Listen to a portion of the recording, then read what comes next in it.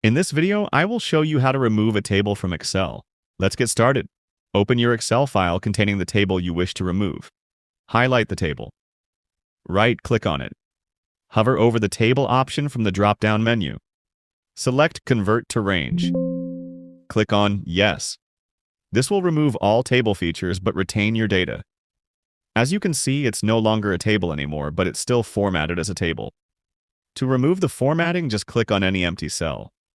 Click on the Format Painter icon. Now highlight the table.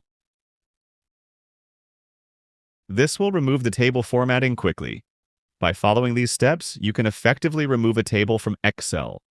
Feel free to reach out if you encounter any issues during the process. If this video helps you out, please leave a like and subscribe. Comment below if you have any questions. If you need further assistance, consider hiring a professional using the link in this video below.